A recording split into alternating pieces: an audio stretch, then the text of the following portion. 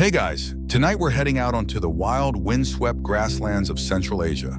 Picture it an ocean of green beneath an endless blue sky, the air crisp and dry with nothing but the faint rustle of grass and the occasional sharp cry of an eagle.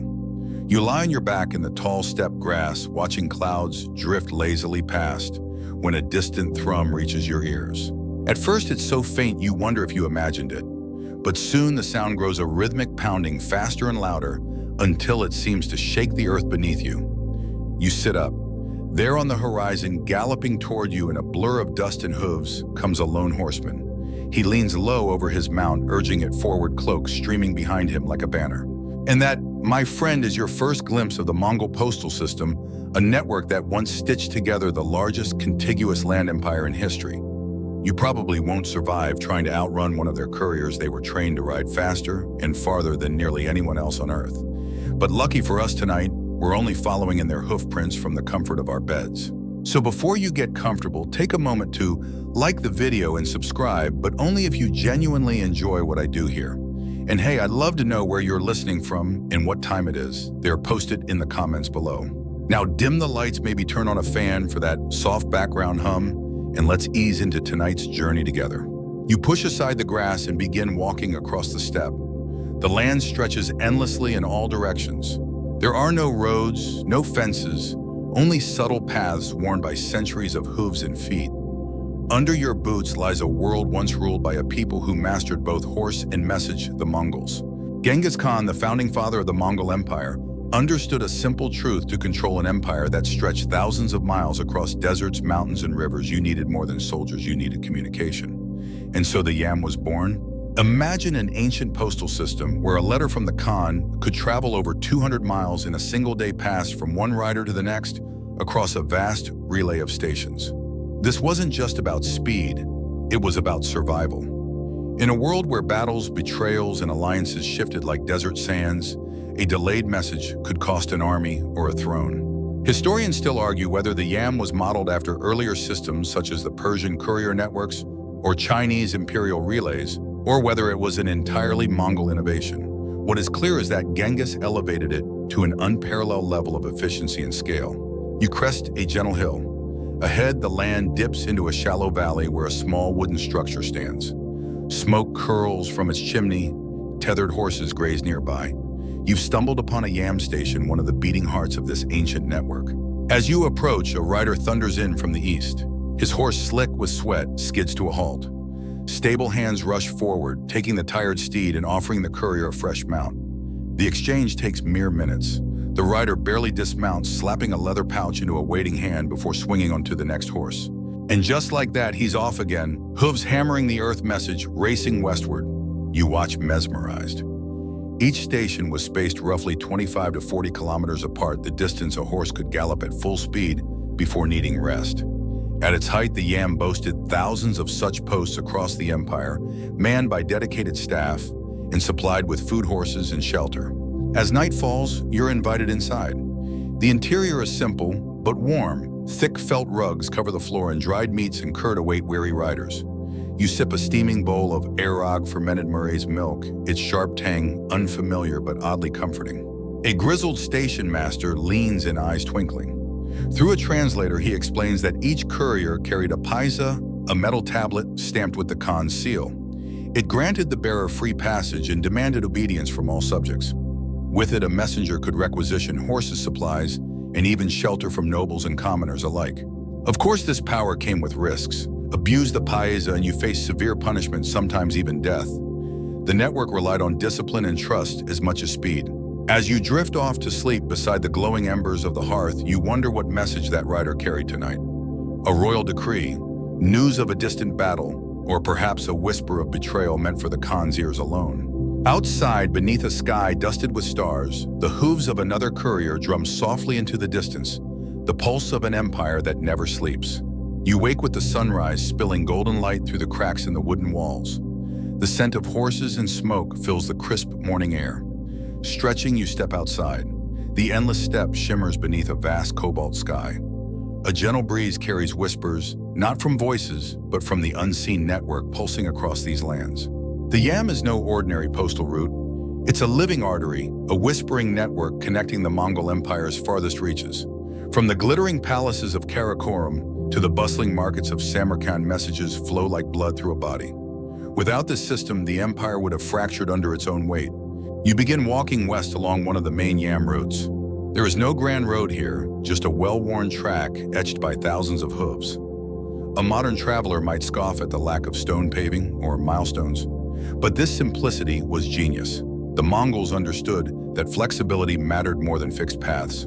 Their couriers adapted to the land's shifting routes to avoid flood, snow, or enemy patrols. Historians still argue whether the Yam was primarily a communication tool or a means of control. In truth, it was both. The system allowed the Khan to project power across an empire spanning from the Pacific Ocean to the heart of Europe. A rebellion could be quelled before it spread and allies summoned before a battle began. You pass a lonely rider headed east, dust billowing behind him. No words are exchanged, only a nod of acknowledgement. Couriers were trained to ride alone, trusting the network to guide them. They carried vital messages, military orders, intelligence reports, diplomatic dispatches. Some bore small treasures, rare herbs, silk samples, even maps. The genius of the Yam lay in its efficiency. Each station maintained a stable of fresh horses and a team of handlers. When a courier arrived, a rested mount awaited. No time was wasted. In peak form, a message could travel over 200 miles in a week, a staggering speed for the 13th century. As you walk, you imagine the silent choreography at play. Somewhere to your north, a convoy of traders laden with spices and jade uses the Yam stations for rest and resupply. To the south, a royal envoy gallops toward a foreign court. The same network that carried war plans also carried culture, commerce, and innovation. You pause atop a small ridge. Below, in a sheltered valley, another Yam station hums with activity. Couriers arrive and depart. Supplies are loaded onto wagons. A scribe carefully transcribes a message onto parchment. Nearby, a blacksmith shoes a restless pony, its breath steaming in the morning chill. Stepping closer, you notice a small metal plaque above the doorway, an early form of postal code. Each station had a unique mark helping to track the flow of messages. The Mongols recorded detailed logs: who arrived when and with what. This accountability ensured the system's integrity mostly. Of course, no network is perfect. Corruption did creep in. Some station masters charged unauthorized fees or diverted resources. Periodic inspections kept most in line, but abuses did occur, a reminder that even in a whispering network, human flaws echoed loudly. Inside the station, you sit beside an elderly handler. He speaks of the old days when the Yam was young. Back then, the system was simpler, a few key routes linking major cities. But under Kublai Khan, the network blossomed. Thousands of stations stretched across the empire, covering nearly 50,000 kilometers of routes. The handler smiles, eyes twinkling. "It was our lifeline," he says softly. Through snow and sandstorm and sun, the messages never stopped. You sip warm tea and watch another courier prepare to ride. He tightens his saddle, adjusts the leather pouch beneath his cloak, and mounts. With a sharp cry, he vanishes into the distance. One more whisper carried by the wind. As the sun climbs higher, you resume your journey. The Yam is more than a postal service. It is a web of connection, resilience, and ingenuity, one that helped forge an empire and still sparks wonder today. Ahead, a distant bell chimes faintly. Another courier approaches, another story unfolds. And you walk on, eager to witness more of this whispering network that once bound the world. You trudge along the well-worn path as the sun arcs higher in the sky. The steppe grass is rippling in waves around you. In the distance, you spot another figure on horseback, this one not in a hurry. A weathered man with a braided beard and a battered paisa hanging from his neck rides at an easy trot, escorting a small entourage of scribes and guards. As you step aside, he nods politely. You catch a glimpse of a scroll case fastened to his saddle. It glimmers faintly, its lacquered wood marked with the imperial seal. That scroll, you realize, could change the fate of kingdoms. In the Mongol Empire, when the great Khan spoke, the world listened, or at least they tried to. His words needed to reach distant generals, governors, allies, and vassals spread across an empire larger than the continent of Africa. And for that, he relied on the Yam. Messages often began in the imperial palace. Imagine a grand audience chamber in Karakorum or Khanbalik, modern Beijing, where scribes knelt beside the Khan, transcribing his spoken decrees onto silk or parchment. The words were both commands and binding law. A Khan's letter was not to be questioned, and failure to deliver it promptly was unthinkable. Once written and sealed, The message entered the postal network. A trusted courier received the scroll, placed it in a leather pouch or wooden case, and secured it beneath his cloak or saddle. From that moment on, the courier's life had one purpose: deliver the message intact and swiftly. You pause beneath a lone tree and sip from your water skin, imagining the urgency of these missions. Some messages carried diplomatic greetings, others summoned armies or declared war. There were letters granting titles, pardoning criminals, or appointing governors. In an empire where weeks of delay could shift the balance of power, speed was paramount. Historians still argue whether couriers memorized certain critical messages to guard against interception. Some believe elite messengers were trained to deliver verbal summaries in case documents were lost. Whether this was common practice or reserved for only the most sensitive communications remains a subject of scholarly debate. You resume walking. Up ahead, a pair of riders thunder past, cloaks billowing. You glimpse the flash of a paisa, their authority clear. These were the elite couriers handpicked for their endurance, loyalty, and skill. Not just anyone could join their ranks. The selection process was brutal. Candidates had to prove they could ride for days with minimal rest, navigate unmarked terrain, and defend themselves against bandits. Many couriers came from Mongol warrior families, their lives steeped in horsemanship from birth. A typical messenger might ride 250 kilometers in a single day, changing horses at each station. The most urgent messages, known as urgent relays, demanded non-stop travel, with teams working in shifts to keep the message moving day and night. You can almost hear the thundering heartbeat of this system. A message leaves the Khan's lips, is transcribed in the capital, handed to a courier, and then races across deserts, mountains, and forests, each relay station propelling it forward, each rider entrusted with a fragment of the journey. At one station, you observe a solemn moment. A young courier receives a fresh scroll, bows deeply, and murmurs a quiet oath. Then he mounts and vanishes into the sun-drenched horizon. You wonder what news he carries today. Perhaps an alliance offer to a distant khanate, a command to mobilize troops, or a warning of rebellion simmering on the empire's edge. Inside the station, a worn logbook catches your eye. Pages filled with neat script record each message's origin, destination, and handling an early form of tracking. The Mongols valued accountability. They knew that in an empire of such scale, order was fragile. Of course, the system wasn't foolproof. Bandit attacks, harsh weather, and political intrigue occasionally disrupted the flow. Yet overall, the Yam's reliability astonished foreign observers. One Venetian merchant wrote in wonder of the speed with which news traveled, faster, he claimed, than any European system of the time. As evening falls, you find yourself gazing westward, watching the sun dip behind the distant hills. Somewhere out there, countless couriers gallop through twilight, carrying the Khan's will to the empire's farthest corners. And as the stars prick the velvet sky, you can almost hear the whispered words carried on the wind from the Khan's lips: to distant lands, one hoofbeat at a time. You rise at dawn and set off once more along the winding Yam path, the earth beneath your feet still damp with dew. In the crisp morning air, you pass yet another courier hurtling past with a determined scowl gripping his reins tightly. The Mongol Postal System, you realize, ran on pure literal horsepower, and not the metaphorical kind either. The backbone of the Yam was its horses, sturdy, tireless Mongol ponies, bred for endurance over speed. Unlike the sleek Arabian or European war horses, these stocky creatures had short legs, broad chests, and iron-hard hooves. They were not glamorous, but they were almost indestructible. A Mongol pony could travel vast distances, survive on sparse grass, and handle extremes of cold and heat that would fell lesser breeds. You stop at a station mid-morning. A groom leads out a row of fresh ponies, their thick manes tousled by the breeze. One impatient stallion paws the ground, eager to run. You stroke its neck, feeling the dense winter coat. These were not pampered palace steeds, they were warriors of the road. Each station maintained anywhere from 30 to 400 horses, depending on its location and importance. Horses were rotated constantly, allowing messengers to maintain a relentless pace. Upon arriving at a station, a courier would swap mounts almost instantly, ensuring that the message, not the man or beast, dictated the speed. Historians still argue whether some stations used relay groups of riders, pre-positioned along key routes, to carry the message in shifts, maximizing efficiency even further. While evidence suggests this system was employed during critical campaigns, its full extent remains debated. You watch a demonstration unfold. A courier arrives, leaps off his foam-flecked horse, and with a fluid motion, vaults onto a fresh mount. The entire exchange takes under 2 minutes. The groom hands him a water skin and a pouch of dried meat, and the rider is gone, hooves pounding into the distance. It's easy to romanticize this speed, but the reality was grueling. Couriers endured bone-jarring rides across some of the most unforgiving landscapes on Earth.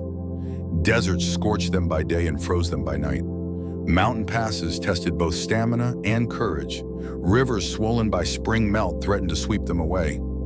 Yet still they rode. You continue walking, reflecting on the sheer logistics involved. Maintaining thousands of stations, feeding and caring for tens of thousands of horses, it was a marvel of centralized planning. Local governors were responsible for provisioning the yam stations within their territories, and the penalties for neglecting this duty were severe. Of course, not all went smoothly. Records mention occasional shortages, corrupt officials selling off postal horses, and stations falling into disrepair during periods of political turmoil. The system's efficiency depended on the health of the state itself. A weak Khan meant weak communication, and an empire's heartbeat slowed dangerously. Midday finds you at another station where a blacksmith repairs worn horseshoes. Nearby, a veterinarian examines a limping mare. The care given to these animals is striking. They are not expendable tools, but valued partners. A wise courier knows that his life often depends on the strength beneath his saddle. You take a moment to study the tack. Mongol saddles are high and rigid, designed for long hours of riding. The stirrups hang low, allowing the rider to stand slightly and absorb the motion crucial for endurance. The bridles are simple, allowing fine control with minimal rein pressure. Suddenly, a shrill whistle pierces the air. Another urgent dispatch has arrived. The stable erupts in activity as handlers ready fresh horses. Within moments, another courier is streaking westward, a cloud of dust in his wake. As the afternoon sun casts long shadows across the steppe, you pause atop a ridge and gaze out.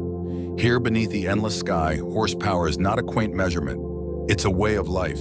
Each thundering hoofbeat carries news orders, hope and fear across continents. And as you resume your journey, a stray thought drifts through your mind in this vast empire. It wasn't just armies or riches that bound the lands. It was the humble horse tirelessly carrying the voice of the Khan. You continue your journey through the late afternoon, the sun sinking behind wisps of pale cloud. A cool wind sweeps across the grasslands as you approach yet another yam station. This one, larger than most, is bustling a key junction where multiple routes converge.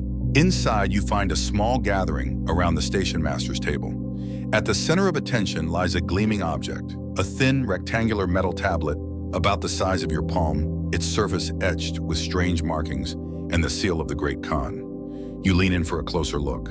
This is a paisa, the courier's most powerful tool, a passport, a badge of authority, and sometimes a shield against death. Without a paisa, a rider was just another traveler on the steppe. With one, he could command respect and obedience across the empire.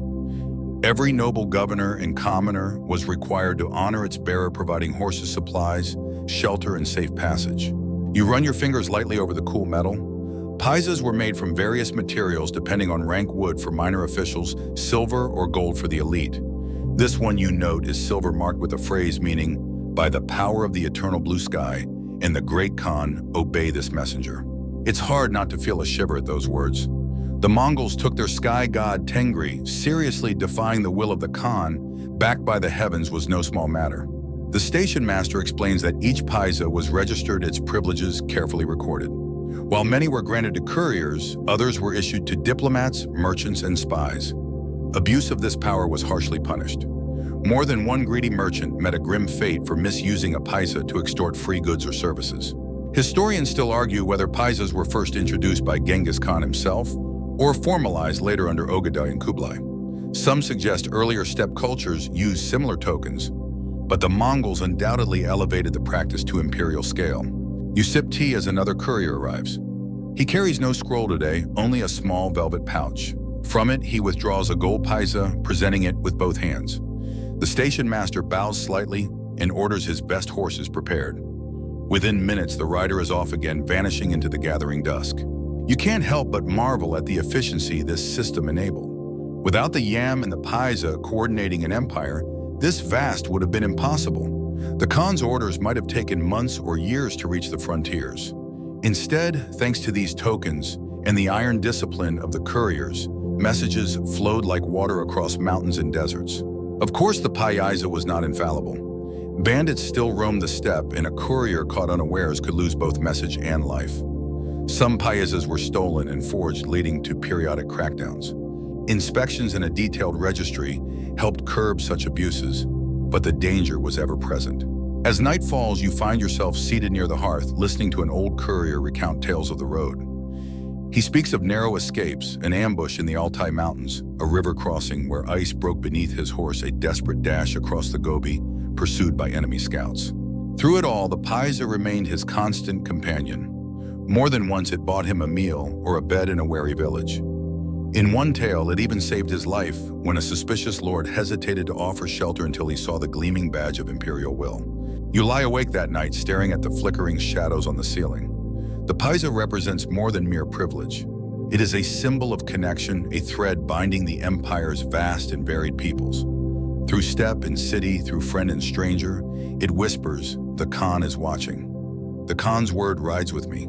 Outside, the wind picks up whistling softly through the eaves. Somewhere beyond the station's walls, hooves beat against the dark earth. Another message on the move, another courier protected by a thin, powerful sheet of silver. And you drift off, wondering in a world so wide, what would it feel like to carry the Khan's voice in your pocket? Morning light spills across the steppe like liquid gold.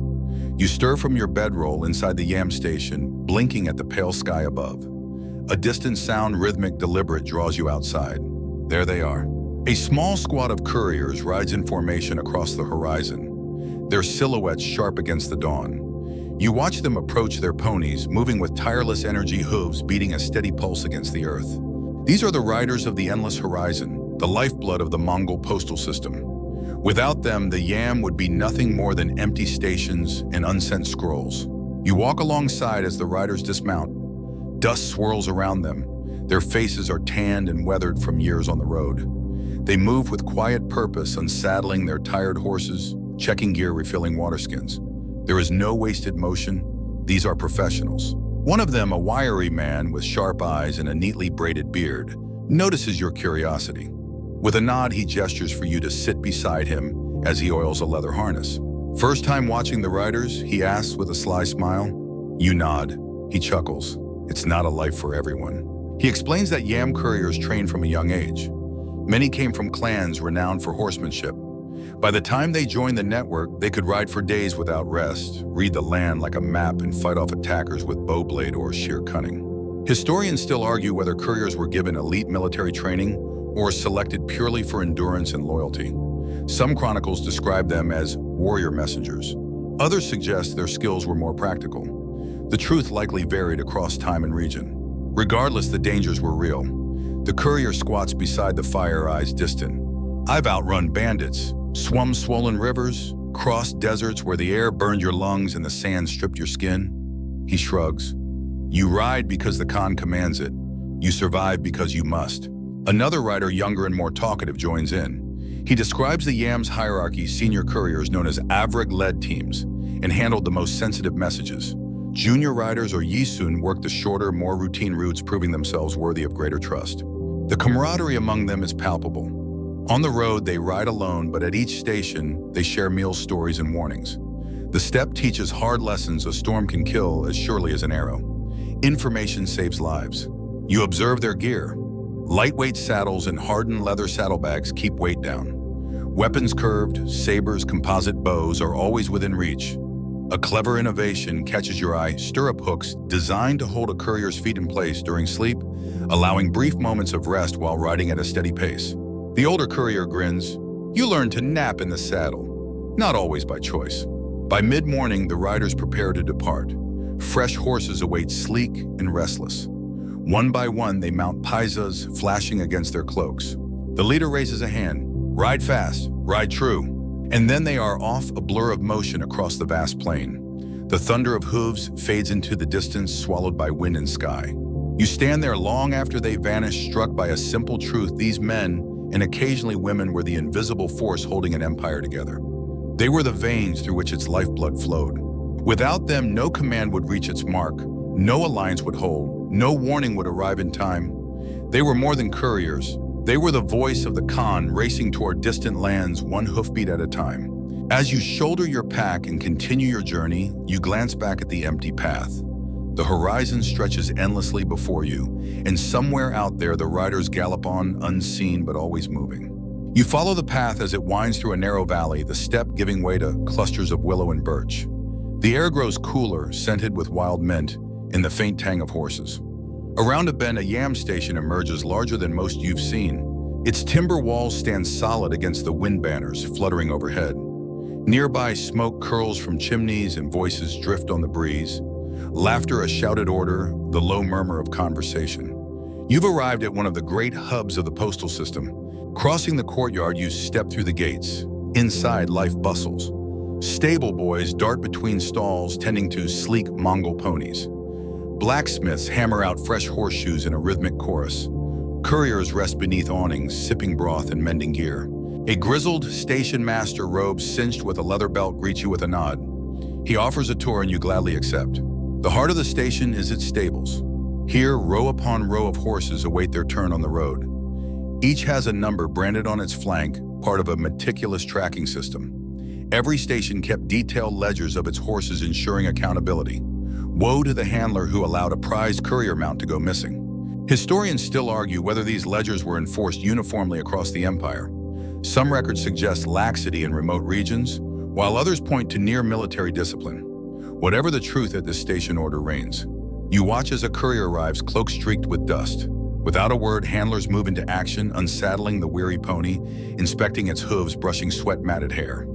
A scribe records the arrival in a large ledger, noting the rider's paisa and the message's origin. Meanwhile, the courier downs a bowl of hot broth and fresh flatbread. Station kitchens work tirelessly to feed the constant stream of riders and support staff. Meals were simple, but hearty mutton stew, dried cheese, fermented mare's milk. Energy mattered more than taste. You follow the station master into the message room, a small chamber lined with shelves. Scrolls and pouches rest within labeled cubbies. A pair of scribes work at a low table transcribing documents by lamplight. Here the words of the Khan mingle with trade orders, military reports, and merchant inventories. Occasionally, a coded message passes through. You overhear a whispered exchange about a scroll destined for a distant governor, its meaning known only to the recipient. The yam was not just a courier system, it was an intelligence network. Messages could be encrypted routes, altered couriers, replaced to foil would-be interceptors. Outside, repairs are underway. A craftsman tightens the thatching on a yurt used as extra lodging. Stations often served as temporary homes for travelers, merchants with paisas, diplomats, and occasionally spies. Their presence brought news, gossip, and sometimes danger. You sit beneath an awning sipping hot tea as twilight falls. A young courier joins you, eager to talk. He speaks of life on the road, the solitude, the thrill of the ride, the friendships forged in passing. He chuckles, recalling a prank played on a rival station, swapping a paisa with a cleverly crafted fake. The deception was discovered, of course, much to the chagrin of both couriers. Life here is demanding but vibrant. Station staff take pride in their role, knowing they serve a purpose greater than themselves. Without their tireless work, the couriers would falter and the empire's pulse would weaken. As darkness settles, you watch lanterns flicker to life. Horses whicker softly in their stalls. From the message room, the scratch of quills continues into the night. You unroll your bed near the hearth, warm and content. Tomorrow the riders will gallop once more into the endless horizon. But tonight, within these sturdy walls, the Yam Station breathes with life, a hidden engine powering the Mongol world. And as you drift to sleep, you wonder what messages will cross this threshold by morning and who will carry them into the waiting dawn. You awaken to the aroma of roasting meat and the murmur of voices outside your door. Another day begins at the Yam Station, and this morning it hums with even more activity than usual. Stepping out into the pale morning light, you find the courtyard filled with travelers. Not couriers this time, but merchants. Their camels sway lazily in the corner, saddle packs bulging with goods. Beside them, a group of silk-clad diplomats converse in low tones, their guards leaning on spears. A lone scribe balances scrolls on one arm while inspecting a newly arrived caravan. You realize now the Yam was never just about messages. It was a living artery through which flowed not only words but wealth and culture. Merchants with official paisas could use the postal stations as safe havens and supply points. This privilege helped foster the explosion of trade that accompanied Mongol rule. Under the Pax Mongolica, the relative peace imposed by the Khan's army's commerce boomed across Eurasia. Historians still argue whether the Yam was designed with trade in mind, or if this use evolved organically. Some claim Genghis Khan envisioned the system purely for military and administrative control. Others suggest he recognized early on the economic power such a network could unleash. Whatever the intent, the result was undeniable. Silk from China, spices from India, glassware from Persia, and furs from the steppes all flowed along routes protected and supported by the yam. You wander between the merchants, marveling at their wares. One opens a bundle to reveal shimmering bolts of silk, dyed in colors so rich they seem to glow. Another offers a whiff of cinnamon and cardamom, so potent it makes your mouth water. Nearby, a lacquered chest holds scrolls, some contracts, others precious illuminated manuscripts bound for distant libraries. A caravan leader beckons you over. In halting Mongolian, he explains that he's bound for Sarai on the Volga, where Genoese traders await. The yam will speed his journey. At each station, fresh horses and secure lodging await. Without the system, his trip might take months longer and risk far greater danger. Of course, not all traffic through the yam was so benign. You overhear a heated conversation between two guards, rumors of spies using merchant caravans as cover abound. The Mongol intelligence service, the Keshig, and later the Ortoy, monitored yam traffic closely. Couriers might carry secret reports alongside silk and scrolls, their movements watched by unseen eyes. Inside the station's message room, you spot another curious sight, a stack of identical scrolls marked with the Khan's seal. These are Jarlig's official edicts distributed in bulk across the empire. One courier explains that multiple copies ensured the Khan's word reached every corner swiftly and could not be suppressed by a rebellious governor or forgetful official. The blending of trade and governance through the yam created a feedback loop. Merchants brought news and wealth. Imperial couriers carried decrees and intelligence. Together, they wove a dense web of connection that spanned from the Yellow Sea to the Black Sea. You pause to consider this. Before the Mongols, no system had so effectively linked such a vast and diverse array of cultures. Now Persian scholars read Chinese texts. Venetian traders bartered for Tibetan wool. Russian princes received silk-wrapped letters bearing the great Khan's commands. As noon approaches, the station's courtyard bursts into motion. Couriers depart with new messages. Merchants ready their camels for the next leg. Diplomats huddle over maps, plotting routes through the empire's veins. You find a quiet corner beneath an awning, sipping hot tea. The mingled scents of spice, leather, and horseflesh fill the air. Around you, the great currents of history swirl, carried not by armies alone, but by silk spices and scrolls gliding through the yam's tireless network. And as you watch the caravans file out, their colorful banners fluttering in the wind, you sense the deeper truth of this system. The yam was more than a tool of conquest. It was a bridge linking peoples and possibilities across the vast tapestry of the Mongol world. You linger at the bustling station a little longer, watching the last of the caravans disappear into the shimmering distance. The station master returns from inspecting his ledgers and, seeing your curiosity, invites you to sit beside the hearth for a story, one that stretches from the fierce days of Genghis Khan to the glittering courts of Kublai. The yam he begins was born from one man's vision and perfected by his descendants. You settle in the flicker of firelight reflecting in the old man's eyes. When Genghis Khan carved his empire from the bones of rival nations, he understood a truth many warlords ignored: conquest was only the beginning. To rule a realm that spanned steppes, deserts, and mountains, he needed a way to command armies, collect tribute, and project power across thousands of miles. And so the Ortu, the earliest form of the yam, took shape. Simple way stations dotted key routes manned by loyal families, bound by oath to the Khan. At first, it was a military necessity, designed to carry urgent orders to generals and scouts. Historians still argue whether Genghis modeled the system. After existing ones, the Chinese had imperial relays, the Persians boasted ancient courier networks, or if his was a uniquely Mongol innovation.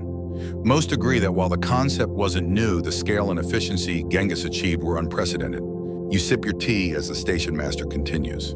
Under Genghis, the yam was lean and ruthless. Stations where sparse riders endured brutal conditions, and only the most critical messages were sent. But as the empire stabilized and trade flourished, the system evolved. Ogadai Khan, Genghis's pragmatic son, expanded the yam significantly. He ordered new stations built across freshly conquered territories and formalized the issuance of paisas. By his reign, the yam was no longer a rough military network. It was the empire's nervous system. As the decades passed and the Mongol world grew more sophisticated, so too did the yam. By the time Kublai Khan ruled from the marble halls of Khanbalik, the postal system had reached its zenith. You close your eyes and imagine it, a vast web stretching from the Sea of Japan to the Danube, from Siberian forests to the jungles of Southeast Asia. Thousands of stations, tens of thousands of horses, and a corps of elite couriers maintain this lifeline. Under Kublai, the yam wasn't just for military or government use. Merchants, envoys, scholars, all could access its arteries with the proper authorization. This openness fueled the famous Pax Mongolica, fostering an era of unprecedented cross-cultural exchange. The station master chuckles softly. Of course, with size came problems, corruption, laziness. But Kublai kept a tight grip. Inspectors traveled the routes, auditing stations and punishing offenders. The Khan would not tolerate a broken system. He pauses, stoking the fire. In my grandfather's day, they say a letter from the Khan could reach Samarkand from Beijing in less than 2 weeks. No kingdom in Europe could match that. You marvel at the scale of the achievement. In an age before steam or electricity, the Mongols had crafted an information highway spanning continents. Of course, not all leaders used it wisely. Some local Khans abused the yam for personal luxuries, draining resources and slowing official traffic. Periodic reforms sought to restore discipline, but the system's efficiency always mirrored the empire's health. Strong Khans meant swift messages. Weak rulers bred delays. As the fire burns lower, you reflect on the yam's legacy. Born from Genghis's relentless vision, refined by Ogedai's pragmatism, and perfected under Kublai's golden reign, it stood as a testament to Mongol ingenuity. Outside, a bell chimes softly, another courier departs into the night. You smile, knowing that with each galloping hoofbeat, the spirit of those great Khans still rides across the endless horizon. The station has grown quiet by midnight. Only a few guards remain awake, their shadows flickering against the walls. You lie beneath a heavy woolen blanket, listening to the faint crackle of the hearth. Just as sleep begins to claim you, a distant sound stirs your senses. Bells. Faint at first, a soft chiming woven into the night wind. You rise and step outside into the cool darkness. A thin crescent moon hangs low, silvering the steppe. And there to the east, you see them, a pair of couriers riding hard toward the station hooves, drumming the earth in a steady rhythm. As they approach, the chiming grows clearer. Small brass bells tied to their horses' harnesses ring in time with each stride. It is both music and message, urgent dispatch, incoming, clear the way. You stand by the gate as the riders thunder in sweat-darkened ponies, frothing with exertion. The bells fall silent as they dismount in practice unison. One courier, a gaunt man with piercing eyes, strides straight to the message room scroll case, clutched to his chest.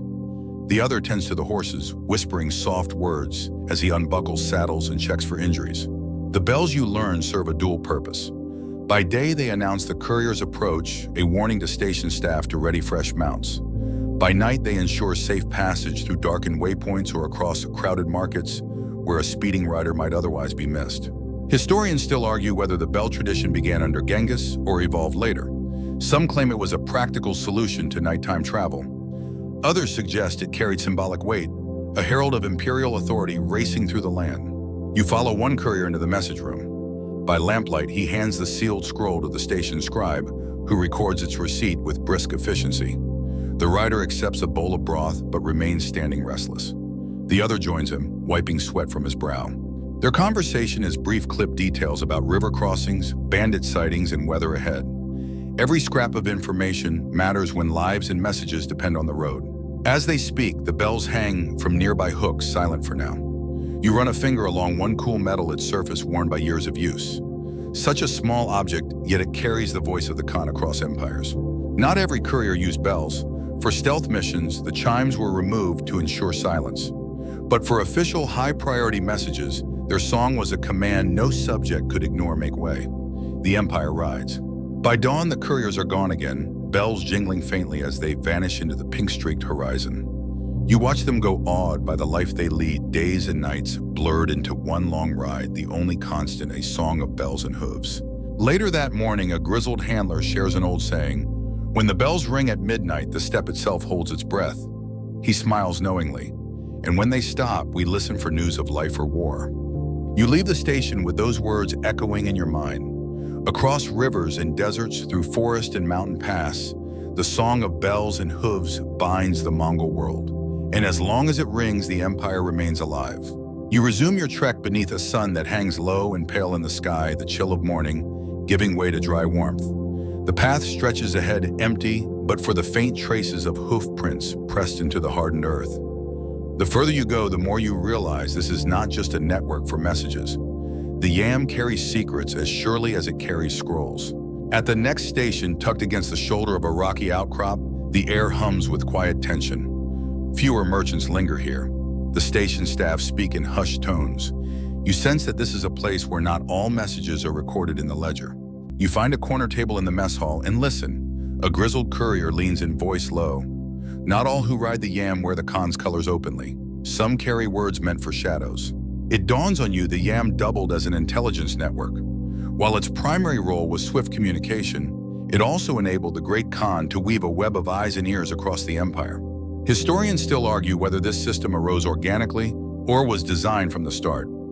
Genghis Khan was a master of information warfare. It is plausible that he foresaw the Yam's potential for espionage as soon as he ordered its creation. Officially, the Yam was neutral, but in reality, couriers sometimes carried secret reports, observations on local unrest, intercepted foreign messages, lists of disloyal officials. Station masters were often trusted agents, their reports traveling alongside mundane cargo. You meet one such station master, a wiry woman with sharp eyes and a knowing smile. Over tea, she shares little but hints that more passes through her hands than ink and parchment. When the empire breathes, she says, we hear it sigh. The couriers themselves could be spies trained not only to ride hard, but to observe. They noted troop movements, the mood in distant towns, prices in local markets. Small details fed a vast intelligence machine. One tale surfaces over dinner. A courier arrived at a border station with an ordinary dispatch, but carried sewn into his tunic a thin strip of silk containing coded orders for an undercover agent. The message warned of a conspiracy brewing among restive nobles. Thanks to the Yam's speed, the plot was quashed before it could ignite. You learn that paises were sometimes forged for spies, granting them access to routes and stations under false identities. The penalties for discovery were severe torture, execution. But the rewards for success could shift the fate of kingdoms. Station ledgers, too, could be manipulated. A false entry might hide a courier's true mission. A phantom rider could appear in the log, masking the movement of an agent or sensitive cargo. Of course, this shadowy side of the Yam bred paranoia. Governors and generals watched station masters carefully. Rival factions planted their own watchers. Couriers traveled with blades ready not just for bandits, but for spies hunting them. You glance around the station, seeing it now with new eyes. Each scribe might be more than a record keeper. Each courier might carry more than scrolls. The Yam hums with visible energy, but beneath it, darker currents flow. As night falls, you overhear another story. During the wars against the Song dynasty, a lone courier slipped across enemy lines using Yam routes known only to trusted riders. Disguised as a merchant, he carried detailed maps of Song fortifications. His report reached Kublai Khan in days and changed the course of the campaign. You lie awake in the station dormitory, the wind rattling the shutters. Somewhere out there, another rider gallops through the dark, perhaps carrying a simple trade permit, or perhaps a secret that could topple a warlord. And as you drift towards sleep, you realize the Yam is more than bones and muscle. It is nerves and whispers, an empire's silent network of spies and secrets riding beneath the song of hooves and bells. The next day dawns clear and cold, the steppe brushed with frost. As you sip your morning tea, watching the sun chase shadows from the courtyard, the station master calls you over. You've seen the riders, he says, but do you know the code they live by? You shake your head intrigued. He gestures for you to follow. In a small side room hangs a faded scroll, an old training manual for couriers. The script is spare but direct, outlining the messenger's code, the rules and risks that govern a courier's life. The first rule is simple: the message above the man. A courier must protect the integrity of the message at all costs, even if it means their own life. If capture seemed imminent, riders were trained to destroy their cargo rather than let it fall into enemy hands. Historians still argue whether the strictest clauses of this code were enforced uniformly across the empire. Some sources suggest variations between khans and across regions. What is clear is that elite couriers lived and breathed this principle. You hear a tale from a passing courier, a comrade once pursued across the Ordos Desert by bandits. Cornered among the dunes, he burned his scroll with flint and dry grass, choosing honor over survival. When reinforcements arrived days later, they found only ashes and a legend. The second rule: speed above comfort. Couriers were expected to endure fatigue, hunger, and harsh weather without complaint. You recall the older riders' words: naps stolen in the saddle, frozen rivers crossed in darkness, searing desert winds scoured against exposed skin. You glance at the riders resting nearby, their gear minimal, their faces stoic. They do not complain. To them, endurance is a badge of pride. Third, secrecy above glory. Couriers carried knowledge that could tip the fate of wars or shift the balance of court intrigue. Boasting of a message's contents was strictly forbidden. Even station masters were rarely told more than necessary. A courier who spoke out of turn risked more than dismissal, exile, or execution awaited. You overhear a whispered story: a young rider drunk on pride and wine let slip news of an impending campaign. The governor's agents acted swiftly. His fate erased from the records, his name struck from the station logs, a cautionary tale repeated to every new recruit. Fourth, honor the horse. A rider's mount was their lifeline. Abuse of a postal horse was an offense punished as severely as mistreating a fellow soldier. The Yam maintained strict protocols for caring for these precious animals. At each station, horses were inspected, fed, and given time to recover. A courier who neglected this duty could be stripped of rank or worse. As you pass through the stables again, you see this care firsthand. A groom gently tending to a mare's sore hoof, another brushing down a sweat-caked stallion with reverence. The bond between rider and horse runs deep. Finally, obedience above doubt. A courier was the Khan's instrument, not his advisor. Messages were to be delivered without question or alteration. Even if a courier suspected a command to be misguided or dangerous, their duty was to the message, not to their own judgment. You imagine the weight of such responsibility, riding through war zones with orders you dare not read, knowing your speed and skill could decide the fate of thousands. Of course, living by this code carried risk beyond exhaustion and weather. Couriers faced hostile lands where loyalty to the Khan was fragile. Rebellious governors might intercept messages. Enemy spies might lay traps. To survive, riders learned to fight, to vanish into the land when needed, and to trust only the brotherhood of the Yam. As you prepare to leave the station, the master offers a parting word. The road teaches many lessons, but the first is this: the message rides before you. Never forget. You step out beneath the vast sky, the path stretching onward. Behind you, bells ring as another courier departs, bound by duty, discipline, and the ancient code that has carried the Khan's voice across the world. And as you walk, you wonder, in a life ruled by such unyielding rules, where does the rider end and the message begin? You've been walking for hours beneath a blazing midday sun. The steppe stretches endlessly around you, a sea of ochre and gold. Just when your legs begin to ache and your throat runs dry, the faint scent of wood smoke reaches your nose, salvation ahead. You crest a gentle rise to find another Yam station nestled at the edge of a small river. Colorful banners flutter above the walls. The melodic clang of a blacksmith's hammer floats through the air. But what truly draws you is the rich aroma drifting from the courtyard: meat roasting, bread baking, herbs simmering. You smile. It seems you've arrived in time for a feast. Inside, the station is alive with activity. Couriers rest beneath awnings, boots off and bowls in hand. A cook stirs a great iron cauldron, steam rising as chunks of mutton bubble away. Flatbreads sizzle on griddles nearby, their crisp edges charred to perfection. You slip into an empty seat, and before you can speak, a young boy places a wooden platter before you. Fresh bread, slices of hard cheese, dried fruit, and a steaming bowl of broth thick with meat and onions. A mug of arag, fermented Mary's milk, soon follows. As you eat, a courier leans over. "The Yam feeds its riders well," he says with a grin. "How else would we survive the road?" Historians still argue whether this level of hospitality was consistent across the entire empire. In well-maintained stations like this, the fare is generous. In more remote outposts, riders might have subsisted on little more than dried meat and hard biscuits. Still, food was a vital part of the Yam's efficiency. Riders burned immense calories racing across the land. A hungry courier was a slow courier. Stations stocked supplies, not only for their own use, but also for passing merchants and officials granted Yam privileges. You watch the scene unfold. A pair of diplomats in silken robes sip broth while conferring in whispers. A merchant caravan leader, dust-streaked and weary, gratefully accepts a second helping of stew. Even the stable boys eat heartily, their work as essential as any riders. The menu varies with the land. Here on the steppe, mutton dominates, enriched with wild onions, garlic, and herbs. Further east, rice and fish appear. In Persian lands, fragrant pilafs and flatbreads take center stage. No matter the region, the goal remains the same: fuel the body, sustain the spirit. You note the careful etiquette at play. Couriers eat quickly but without waste. They share with travelers, but the first portions go to those departing. Soon the message rides before all else. Over your second cup of arag, an acquired taste, you admit an old courier shares a story. Years ago, caught in a blizzard, he reached a mountain station half frozen. The keeper, defying protocol, slaughtered his best sheep to revive the rider. That feast saved my life, he says simply. And the Khan's message reached its mark.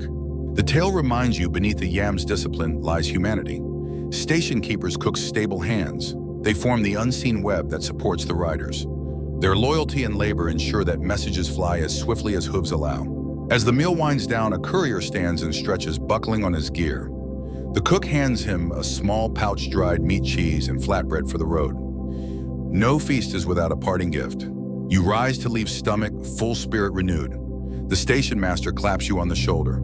Travel safe, he says, and remember, a well-fed rider outruns the wind. You step back into the sunlight, the road beckoning once more. Behind you, laughter and the clatter of dishes fade. Ahead, hooves thunder across the land, carrying messages and memories fueled in part by simple, hearty feasts shared beneath the endless sky. And as you walk, you realize, even in an empire of warriors and whispers, the bonds of bread and broth remain among the strongest of all. The wind picks up as you leave the station behind, carrying with it fine grains of dust that sting your cheeks.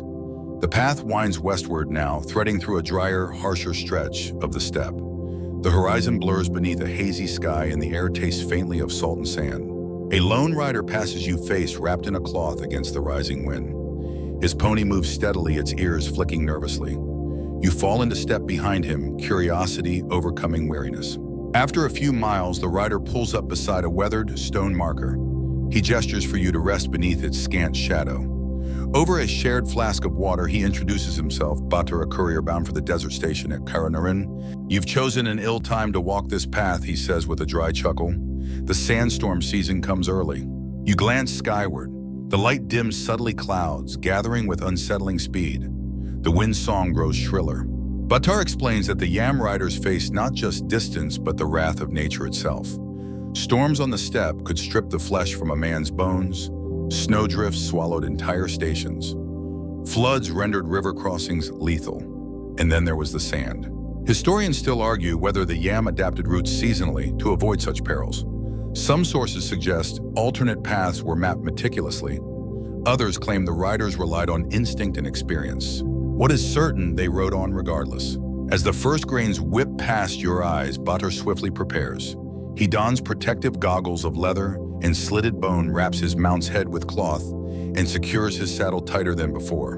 No paisa will stop a sandstorm, he quips, but speed might. Together you press on the wind, rising to a howl. Visibility shrinks to mere feet. The world becomes a swirling chaos of grit and shadow. Batur leans low in his saddle, guiding the pony with subtle shifts of weight. You struggle to keep pace, each step an effort.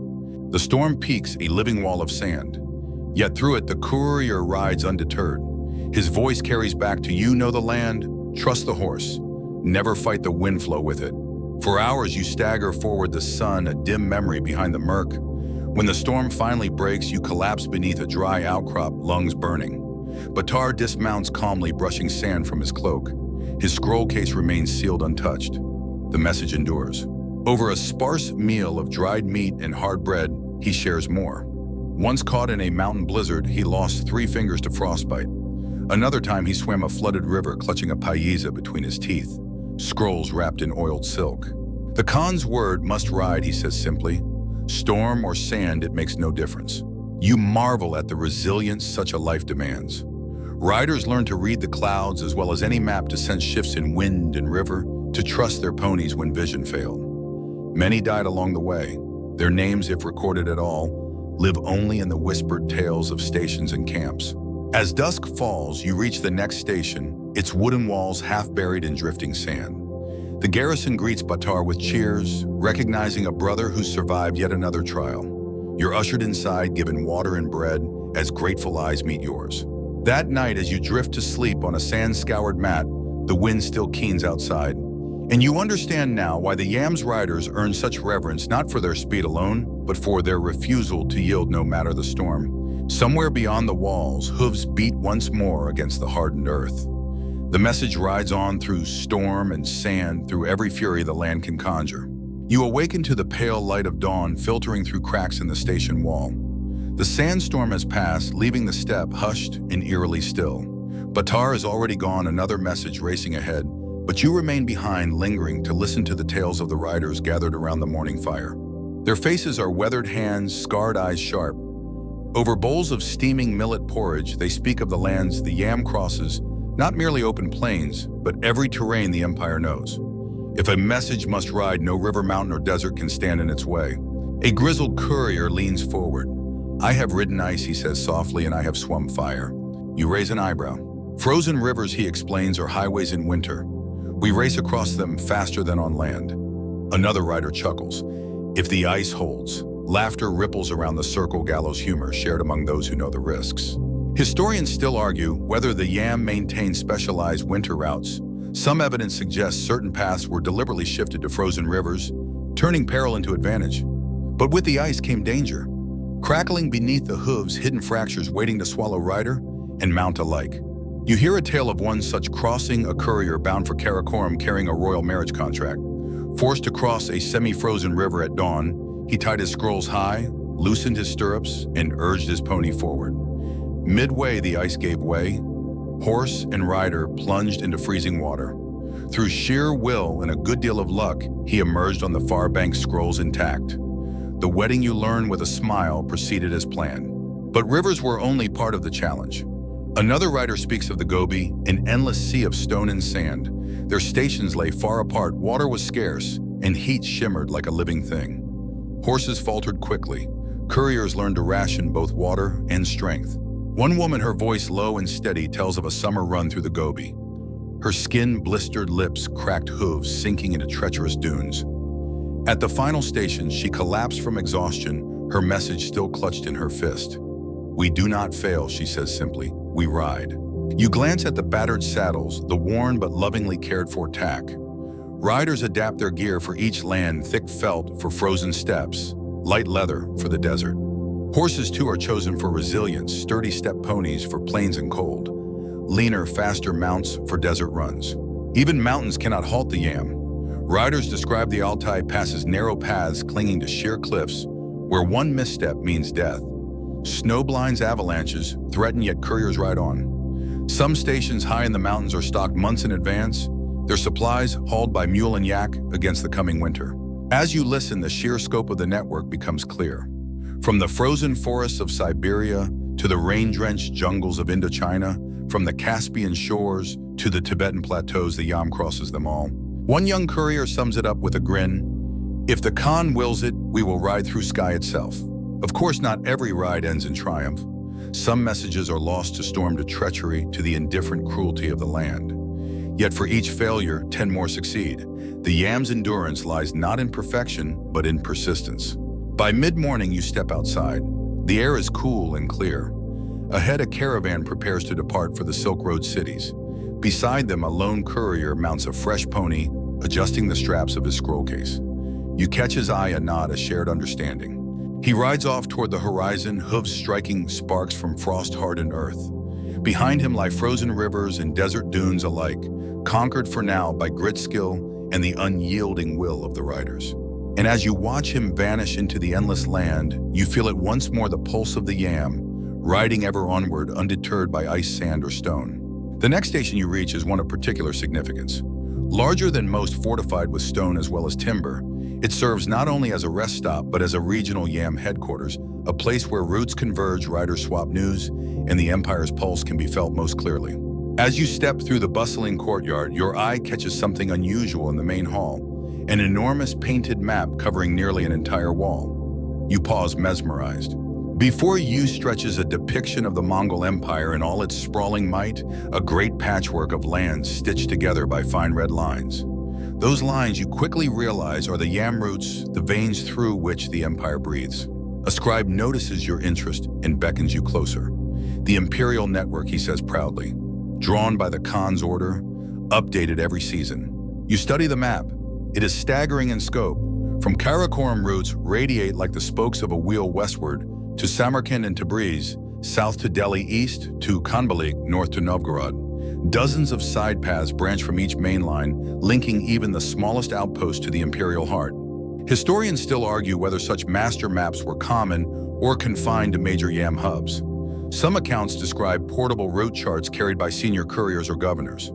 Others suggest the grand wall maps were rare treasures, carefully guarded. You listen as the scribe explains the symbols: black dots for stations, gold stars for major hubs, crossed lines for hazardous regions, seasonal floods, bandit-haunted passes, treacherous river crossings. Each route is annotated with distances, estimated travel times, and key supply points. Some stretches marked in bold red are designated as urgent corridors reserved for high-priority messages. Riders along these paths enjoy special privileges: faster horse exchanges, priority access to supplies, armed escorts if needed. A courier passing by grins. The map shows the bones, he says, "We ride the flesh."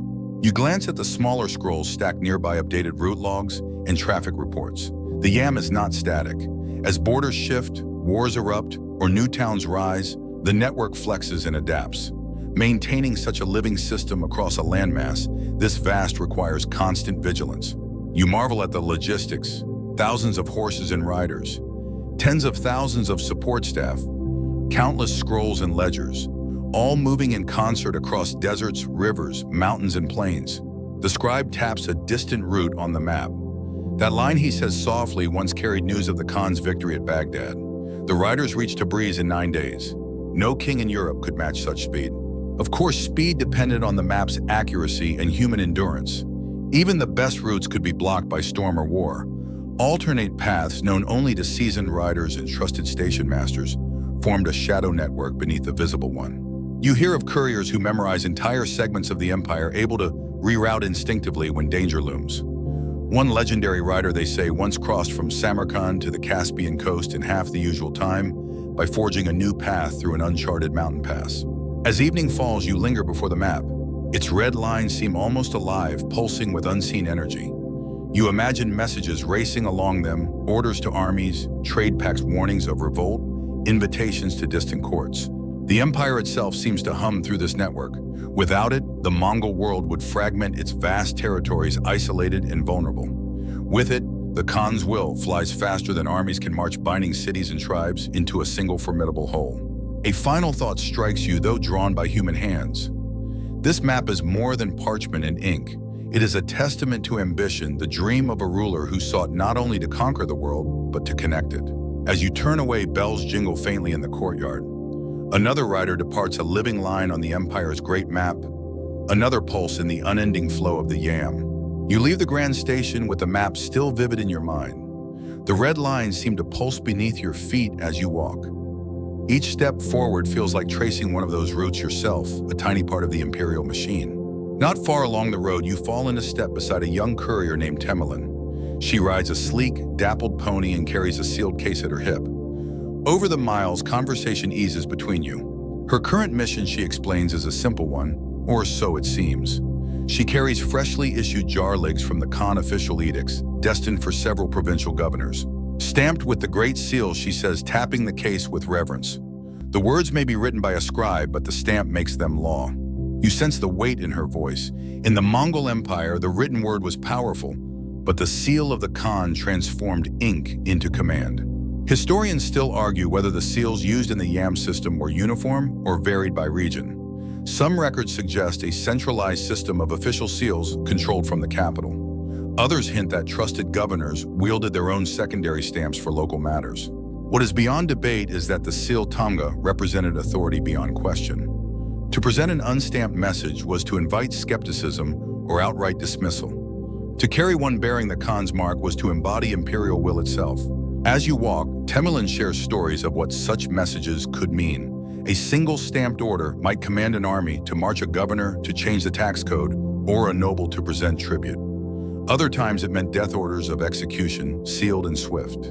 More often, she says, the Yarligs served to maintain the empire's complex web of loyalty. In a realm stitched together from conquered peoples and rival khanates, constant reinforcement of the Khan's supremacy was essential. The Yam made that possible. You pause for rest beneath a cluster of wind-warped trees. Temulin opens her scroll case briefly to check the seals, small wax or clay discs impressed with the Khan's emblem. Each is intact, gleaming faintly in the dappled light. The seal does not speak, she says softly, but all must listen. You consider this. An empire of such vast diversity, languages, customs, rival faiths held together not merely by fear or force, but by an understanding that the word of the Khan arrived swiftly, stamped and undeniable. Of course, the system wasn't immune to corruption. Temujin recounts a case where a rogue noble forged a seal to issue false orders. The deception unraveled only when a sharp-eyed courier spotted a minute flaw in the tamga's edge. The forger was executed, the courier rewarded with a golden paisa. Such incidents were rare but feared. The integrity of the seal and of the couriers who carried it underpinned the yam's legitimacy. Without trust in those small discs of wax and clay, the entire edifice of governance would crumble. Later that afternoon, you stop at a modest station where a provincial tax officer awaits. Temujin dismounts and formally presents one of her jarliks. The official receives it with bowed head, inspecting the seal with practiced care. Only then does he break the binding and read the words within. Watching this ritual, you grasp the true power of the yam. It does not merely carry messages. It carries law. It carries identity. It stamps the Khan's presence across lands he may never walk, an invisible, unbroken chain of authority stretching from palaces to yurts. As evening falls, Temujin prepares to ride again, new messages tucked safely in her case. Before she departs, she smiles and says, "A fast horse carries the Khan's voice.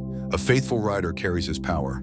You watch her vanish into the twilight, hooves drumming a familiar rhythm. And as you continue on, you reflect on the curious alchemy of power, how mere ink and wax, when stamped with the Khan's authority and carried by the yam's relentless riders, can shape the destiny of empires. You arrive late in the evening at yet another station, this one grander than most. Its walls freshly painted, the stables lined with polished wood. The scent of roasting lamb drifts through the air, and richly dressed merchants lounge beneath awnings, sipping honeyed wine. This is no rough frontier outpost. It is a favored stop along one of the empire's wealthiest routes.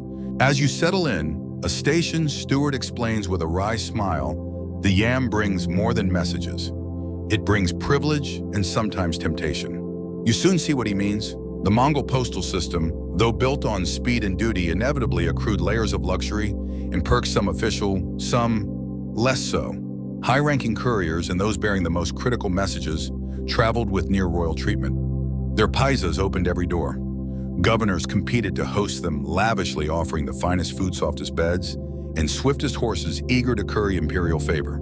Historians still argue whether such indulgences were encouraged or merely tolerated. Official codes stressed discipline, but in practice, status and connections often translated into comfort. At this station, the contrast is stark. A weary junior courier arrives at dusk, caked in dust. He's given a simple meal and a hard palate. Minutes later, a golden paisa courier rides in with banners flying. The station master greets him personally, and soon a private feast is prepared: roast meats, spiced rice bowls of fruit. You overhear a grumble from a senior rider. Too much wine, not enough miles. And therein lies the pitfall. With privilege came complacency. Some elite couriers delayed their missions, enjoying the trappings of rank. Others demanded excessive tribute from stations along the way, a practice harshly punished when discovered. One tale surfaces over dinner. A courier grew infamous for his appetite, consuming whole flocks of sheep at distant stations. When word reached the Khan, an inspector was dispatched. The courier was stripped of rank and publicly flogged, a cautionary tale etched into yam lore. Yet not all perks led to vice. The yam also rewarded loyalty and excellence. Veteran couriers received generous stipends, land grants, and in rare cases, noble titles. Their families were honored, their deeds sung in the halls of power. You meet one such elder, a wiry man with silver hair and eyes sharp as flint. He recounts decades on the road, the coldest rivers, the highest passes. I've crossed them all, and for what the Khans trust, that is worth more than gold. Still, he acknowledges the dangers of privilege. When the saddle grows too soft, he says, the rider forgets the road. You nod, understanding. The yam's strength lay in its rider's endurance and discipline. But as the empire aged and wealth flowed freely, the balance grew harder to maintain. Even station masters faced temptation. In prosperous regions, some skimmed supplies or sold favored horses to merchants. Inspections caught many, but not all. The yam's integrity depended on vigilance as much as on courage. As the night deepens, you retire to your modest pallet. Nearby, laughter rings out from the private quarters, where the golden paisa courier feasts late into the night. You reflect on what you've seen. The yam binds an empire, but like any great system, it carries the seeds of its own decay. Privilege breeds comfort, comfort breeds complacency. Only constant renewal of purpose of discipline can keep the lifeblood flowing strong. Outside, a fresh rider mounts beneath the stars, scrolls secured eyes clear. The true heart of the yam still beats not in silken feasts, but in the tireless rhythm of hooves on earth. And as you drift to sleep beneath the simple rafters, you whisper a quiet hope, may that heart never falter. You wake early, the station still cloaked in shadow. Yet even before the sun rises, the familiar sounds of the yam pulse through the air, hooves striking earth bells, chiming softly, voices exchanging terse greetings. The network never sleeps. Stepping outside, you watch as a courier departs in a swirl of dust. Another arrives moments later, face drawn but determined, scroll case still strapped securely across his chest. This seamless rhythm, you realize, is no accident. It is the pulse of an empire. The Mongol Empire stretched across more than 13 million square kilometers, an expanse so vast that ruling it without rapid communication would have been impossible. The yam was not merely a convenience, it was the artery through which the empire lived and breathed. Historians still argue whether Genghis Khan foresaw this systemic importance when he first ordered the yam's creation. Some believe it was a pragmatic solution to immediate military needs. Others suggest he envisioned even then a connected empire where information flowed as swiftly as armies. What is certain is that by the height of Mongol rule, the yam had become indispensable. The empire's governance, economy, diplomacy, and military strategy all depended on its tireless couriers. You walk beside a station master inspecting his ledgers. Without the yam, he says, the Khan would be blind, his armies deaf, his governors mute. Consider this: an uprising in Samarkand could be reported to Karakorum in days. Reinforcements summoned orders, revised envoys dispatched, all because the yam kept the imperial heartbeat strong. Military campaigns relied on its speed. Commanders received fresh orders on the move. Scouts sent back intelligence faster than any rival could match. The yam allowed Mongol forces to act with uncanny coordination across vast distances, a key factor in their legendary conquests. But its influence reached beyond war. Trade flourished because merchants trusted the routes maintained by the yam. Diplomacy thrived as distant courts exchanged gifts and envoys swiftly. Even culture flowed along these lines. Ideas, inventions, and art carried in the wake of riders. You pause at a station wall where tokens from across the empire hang: silk from China, coin from Persia, carved bone from the steppes, each a silent testament to the currents of connection the yam fostered. Yet the system was not infallible. You overhear a heated debate between two couriers. A station in the north has been raided, its horses stolen. Delays ripple outward, messages lagging the imperial pulse momentarily disrupted. Such incidents reveal the yam's fragility. It demanded constant vigilance from station masters, maintaining supplies from governors, ensuring security from riders upholding the code. Still, its resilience is remarkable. Even in times of war or succession crisis, the yam endured. When rival Khans vied for power, each sought to control the network, knowing that he who mastered the pulse of the empire could command its fate. As the sun climbs higher, a senior courier prepares to depart with a pouch of high-priority dispatches. You watch as he mounts, expression calm. In his saddlebag, the Khan's will rides orders that may decide a siege, settle a border, or forge a new alliance. Before he vanishes into the horizon, he catches your eye. "We are the blood," he says simply. "The empire lives through us." You walk on those words echoing in your mind. The yam is not merely wood and hoof and parchment. It is life itself, the pulse that keeps the Mongol Empire vibrant, responsive, and for now united. And as another rider gallops past, scrolls fluttering beneath his cloak, you feel it once more, the steady, relentless beat of an empire that rides on the wind. By late morning, your path begins to follow an older, broader road, one lined with weathered milestones and punctuated by the ruins of ancient caravanserais. You've entered a stretch of the famed Silk Road where traders from east and west have crossed paths for centuries. The air here feels different, thicker with history, the scent of spices mingling with dust. You pause at a bustling yam station that doubles as a caravan stop. Bright banners flutter above yurts and stone buildings. The courtyard hums with life. Merchants haggle in a dozen languages.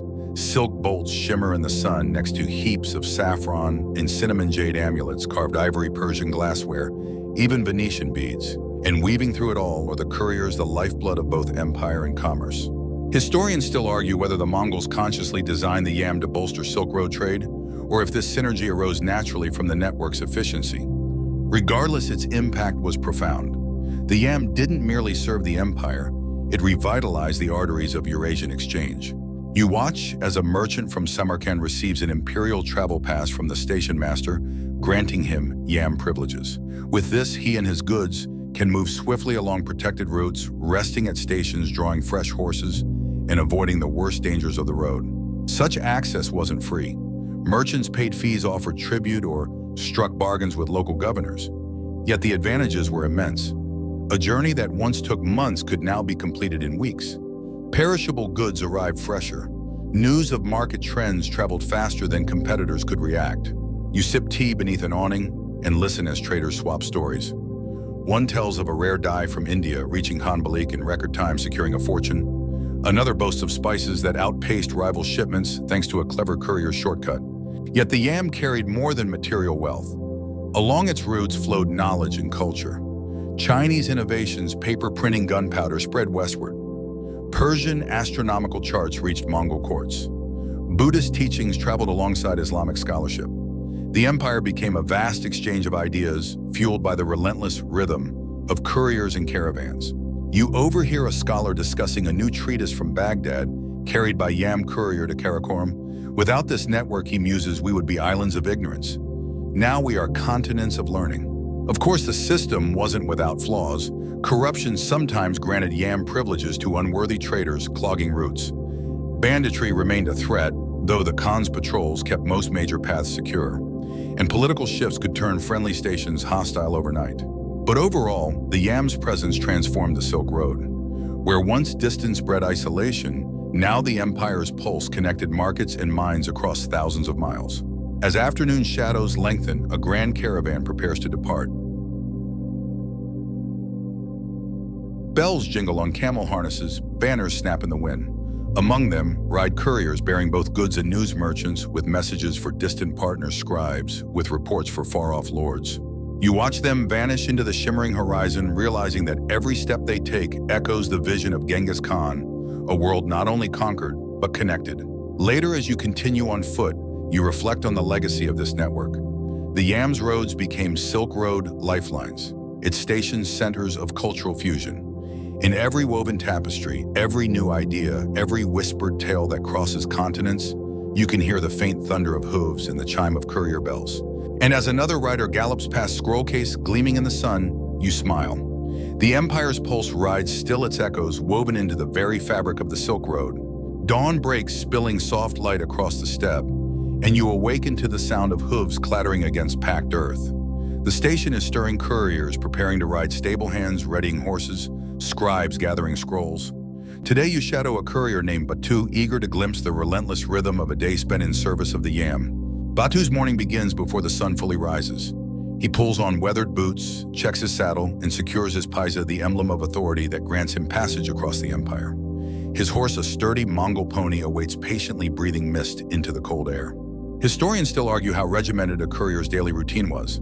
Some suggest strict schedules, others a more flexible rhythm dictated by terrain and urgency. What is clear is that endurance and efficiency were paramount. You watch Batu mount and spur his horse into a steady trot. Today's leg covers about 35 kilometers, a distance timed, so riders arrive just as fresh mounts await. Along the way, Batu navigates winding trails, river fords, and rocky passes, relying on memory and instinct honed by years in the saddle. Mid-morning finds him at the next station. A flurry of activity ensues. Handlers unsaddle his weary pony, brushing it down and offering water. Batu wastes no time swapping for a fresh mount. The exchange takes mere minutes, no more than 2 before he's galloping on again. Between legs, Batu eats quickly dried meat, hard bread, and a sip of fermented mare's milk to restore energy. There is little time for rest. The message must move without delay. Throughout the day, Batu encounters fellow couriers, some heading opposite directions, others resting or repairing gear. Brief conversations pass between them, sharing news of bandits spotted or weather changes ahead. You note the weight of responsibility Batu carries. Each scroll in his pouch might contain orders deciding the fate of thousands of secrets whose loss could bring ruin. He guards them fiercely, scanning the horizon constantly for threats. The afternoon sun beats down as Batu crosses a narrow mountain pass. The trail narrows dangerously, but he rides confidently. His horse's sure-footedness and his steady hands make the difference between success and disaster. Late afternoon brings another stop. Batu cleans his weapons and checks his equipment meticulously. Fatigue weighs on him, but he pushes forward. The Khan's will demands nothing less. By evening, Batu reaches a larger station. Here messages are logged and dispatchers prepare the next leg. Batu shares a meal with fellow riders, tales of peril, humor, and camaraderie flowing freely. As night falls, you watch him unroll a simple bedroll near the hearth. Tomorrow promises another grueling day, but for now, sleep claims him, quickly a fleeting respite before the endless journey continues. You reflect on the courier's life, a blend of discipline, danger, and duty. Alone on vast roads exposed to the elements and enemies alike, yet propelled by loyalty to an empire and a code. And as you close your eyes, the steady rhythm of hooves and the whisper of wind lull you, a reminder that behind every message is a rider like Batu, racing through the steppe with the empire's pulse upon his shoulders. You awake to the faint clang of tools and voices echoing through the station's stone walls. Today you step behind the scenes to explore the ingenuity and logistics that kept the Yam running, the inventories meticulously managed, and the clever innovations born of necessity. At the heart of the station lies the supply room, a cool, dim space lined with wooden shelves. Barrels of dried meat, sacks of grain, bundles of leather, and stacks of salted hides fill the room. Each item is carefully recorded in ledgers, accounting for what's on hand and what must be replenished. A clerk, quill in hand, explains the importance of precision. Without proper inventory, he says a single missing horseshoe or empty grain sack could delay a courier or worse. Historians still debate the sophistication of Mongol supply chains. Some argue that local governors handled provisioning independently. Others point to empire-wide systems ensuring coordinated resupply, especially along major routes. You follow a stable manager checking the horse's tack, saddles, bridles, stirrups, all inspected daily. Repairs happen on site. Blacksmiths craft horseshoes tailored for each pony and terrain. You watch as a smith fashions a lightweight, durable horseshoe designed to last through rocky passes. Among the innovations is the famed Mongol saddle, high-backed and sturdy. It allowed riders to stand while riding, reducing fatigue on long journeys. The stirrup, a relatively recent addition to nomadic cultures, transformed cavalry tactics and courier endurance alike. You note also the system of relay stations themselves spaced strategically to maximize distance per horse without overexertion. Each station had fresh mounts, ready shelters for riders, and caches of water and fodder. One remarkable adaptation is the use of simple signaling devices, flags by day, fires, or smoke by night, to communicate across stations rapidly. While not widespread, these signals help coordinate urgent relays or warn of dangers ahead. You watch a courier prepare for a night ride, securing a small lantern to his saddle and packing his scrolls in oiled silk to protect against moisture. His gear, carefully arranged, reflects the lessons learned over generations of riding. The logistics extend beyond horses and supplies. Couriers followed strict protocols for record keeping. Each message logged its origin, route, and destination. This system allowed the Khan's officials to track deliveries, identify delays, and root out corruption. Innovations weren't limited to equipment. The Yam staff developed rotation schedules to prevent rider burnout. Teams worked in shifts, ensuring messages moved swiftly day and night. Riders shared knowledge of shortcuts, safe havens, and seasonal hazards, a constantly evolving network of wisdom. You sit beside a fire listening to an elder courier recount tales of early Yam days. We learn from mistakes, he says, from broken gear, lost messages, frozen horses. Each failure led to a fix, a better saddle, a new route, a stricter code. Such continuous improvement helped sustain the Yam's extraordinary reach. It wasn't merely a static institution, but a living system responsive to the challenges of an empire spanning continents. As the sun sets, you prepare to move on. The hum of activity, the clatter of tools, the murmur of plans lingers. The Yam's strength lies not just in horse or rider, but in the countless hands and minds working tirelessly behind the scenes. And as you step back onto the road, the rhythm of hooves resumes, a testament to innovation, resilience, and the unyielding will to connect a world. The sun dips low, casting long shadows as you continue your journey along the winding Yam roads. But the serenity of the vast steppe belies a harsher truth: the network's enemies are many, both seen and unseen. Bandits are the most obvious threat. Small, ruthless bands know the Yam stations, and couriers well their livelihoods, often depending on ambushing travelers laden with goods or vital messages. Despite the Khan's efforts to patrol and protect, these shadowy figures persist in remote stretches. You hear whispered tales from a courier at a station near the Gobi. A raid last season wiped out horses, stole precious paisas, and left a caravan stranded for days. Riders who survived recount narrow escapes, bitter fights, and the constant need to stay vigilant. Historians still debate the scale and impact of banditry on the Yam. Some sources describe widespread disruption. Others suggest that Mongol military strength kept most routes relatively secure. Either way, the threat shaped how riders traveled, often armed, moving swiftly and wary. Beyond bandits, rival political factions also pose dangers. The empire's vastness breeds rivalries, local disputes, and conspiracies.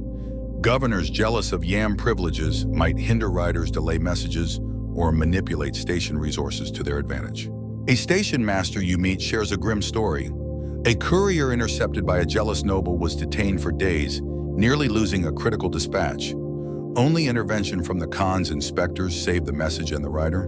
Natural enemies lurk as well. Harsh weather can strand riders in snowstorms or wash out bridges, while wild animals, wolves, bears, and even packs of feral dogs sometimes threaten couriers isolated far from stations. Even trusted insiders can turn hostile. Cases of station masters abusing authority, colluding with bandits, or selling secrets to enemies emerge from the records. The Yam's reliance on human loyalty makes it vulnerable to betrayal. To combat these threats, the Khan's administration employed inspectors and armed escorts along the most dangerous stretches. Riders often traveled in pairs or small groups when risks were high. Communication between stations included warnings about hazards ahead. You witness a late-night briefing at a major station. Riders prepare to depart armed and alert, exchanging news of bandit sightings and political tensions. The camaraderie is tinged with shared wariness, a reminder that the Yam's success depends on constant vigilance. Despite dangers, the network endures. The Khan's will and the rider's courage keep the pulse strong. Each threat faced and overcome strengthens the system's resilience. As night falls, you lay beneath a sky brimming with stars. Somewhere out there, a courier presses onward, alert to enemies, natural and human alike, bearing messages that shape the fate of empires. And as the wind whispers across the steppe, you understand the Yam is not merely a network of routes, but a battleground of trust, endurance, and survival. You rise early as the dawn mist clings to the steppe grass. Today, your journey brings you to a sprawling corral surrounded by low wooden fences, a place where the true heart of the Yam pulses its horses. Here, hundreds of ponies graze and trot, their breath steaming in the cool morning air. These aren't the regal steeds of palace parades or the heavy chargers of European knights. No, these are the sturdy Mongol ponies, the unsung heroes of the empire's communication network. Small in stature, typically standing just over 13 hands high, these ponies are marvels of endurance and adaptability.